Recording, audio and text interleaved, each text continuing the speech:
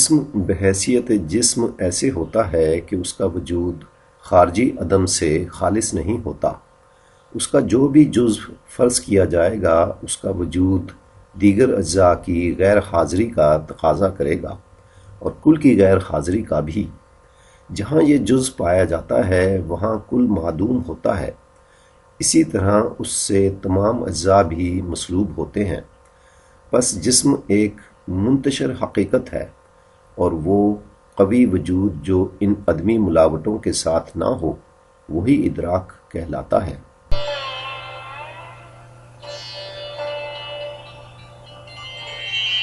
جسم کا ہر جزو دوسرے جزو سے جدا اور غیر حاضر ہوتا ہے۔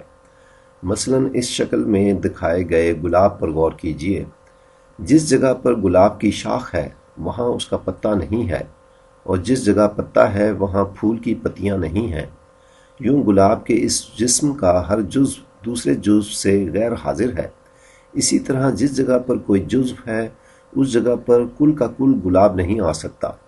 گویا گلاب کا یہ جسم عدم اور غیر حاضری سے لبریز ہے۔ اس عدم، غیر حاضری اور انتشار کی وجہ سے جسم کا وجود ایک نہایت ہی ضعیف اور کمزور وجود قرار پاتا ہے۔ اس کے مقابلے میں گلاب کی حسی یا خیالی صورت کا وجود ذہنی چونکہ مکان اور جہات سے ماورا ہوتا ہے اس لیے اس میں جسم جیسا عدم اور انتشار نہیں ہوتا۔ یوں ادراک کا وجود ذہنی جسم کے منتشر وجود خارجی سے زیادہ قوی کہلانے کا مستحق ہو جاتا ہے۔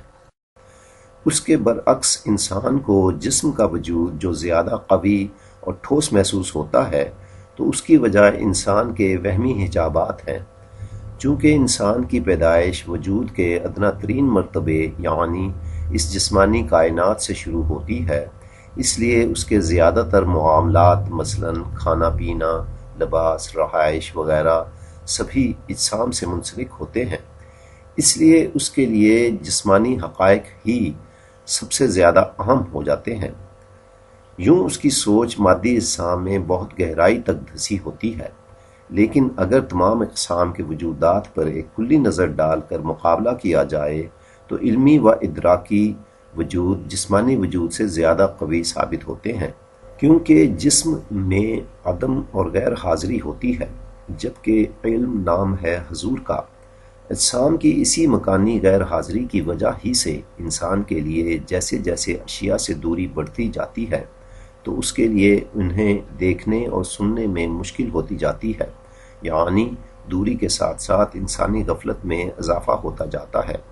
اور اجسام میں یہ غیر حاضری محض مکانی نہیں ہے بلکہ زمانی بھی ہے، اسی لیے انسان ماضی اور مستقبل کے بہت سے واقعات سے غافل رہتا ہے اور اپنے جسم میں مقید ہونے کی وجہ سے انسانی شعور اس ایک لمحے تک محدود رہ جاتا ہے جسے زمانہ حال کہتے ہیں۔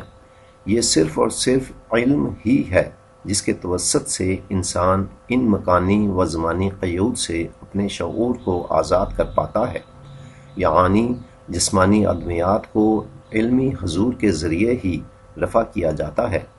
جسم کی انہی ادمیات کی وجہ سے انسان جس قدر اجسام سے منسلک رہتا ہے وہ اتنا ہی ذہنی انتشار کا شکار رہتا ہے، اور اس کا بالعکس بھی درست ہے، یعنی وہ جس قدر علمی و روحانی حقائق سے قربت اور جسمانیات سے دوری اختیار کرتا ہے اتنا ہی اس دنیاوی انتشار سے محفوظ رہتا ہے۔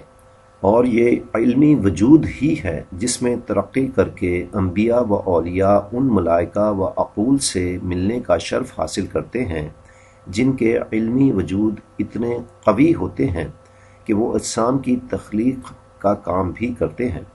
الحاصل علم و ادراک کے وجود کے مقابلے میں اجسام کے وجود کی کچھ بھی حیثیت نہیں۔